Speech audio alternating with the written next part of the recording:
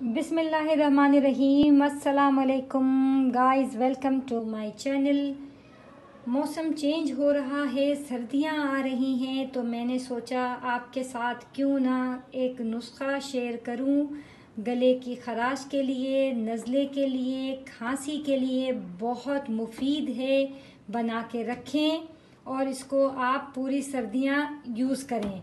अपने बच्चों को, बड़ों को, बूढ़ों को ये कोई नुकसानदेह नहीं है। मुझे मेरी दोस्त ने बताया था, मेरा गला बहुत ज़्यादा ख़राब था, 2-3 महीने मेरी खांसी नहीं जा रही थी।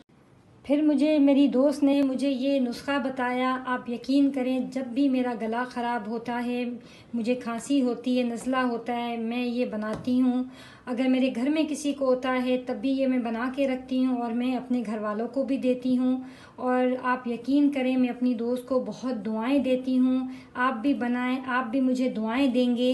तो इसके लिए सिर्फ कम ही चीज़ें चाहिए। 2 मैंने बड़ी इलायचियाँ ले ली हैं और मैंने 15 से 16 दाने काली मिर्चें ले ली हैं और साबित। इसके बाद हमने शहद लेना है, शहद का सिर्फ 1 टीस्पून जाएगा।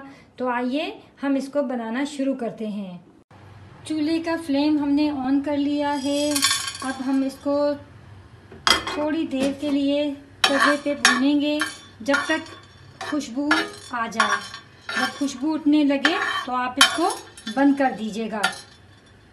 हल्की हल्की सी खुशबू उठने लगी है, फ्लेम ऑफ कर देंगे और अब इसको ठंडा होने के बाद ग्राइंड करेंगे। मैंने ग्राइंडर में डाल दिया है। हम इसको बारीक पीस लेंगे, बिल्कुल पाउडर की तरह।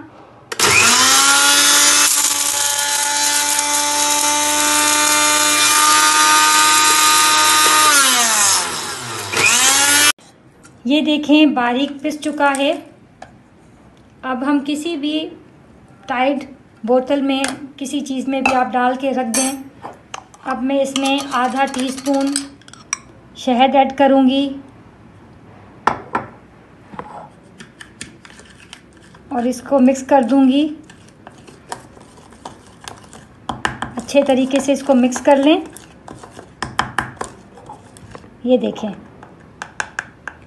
बस इसको आप किसी चीज़ में डाल के और रख दें। दिन में 3-4 दफ़ा इसको आप यूज़ कर सकते हैं, नुकसानदेह नहीं है। इसको फ्रिज में नहीं रखिएगा, बाहर रख के यूज़ कर सकते हैं, ख़राब नहीं होगा। पूरी सर्दियां इस्तेमाल करें, आप लोग को बहुत आराम आएगा। गले की खराश के लिए, खांसी के लिए, नज़ले के लिए दुआओं में याद रखिएगा। मिलते हैं अगली रेसिपी के साथ। अल्लाह हाफ़िज़।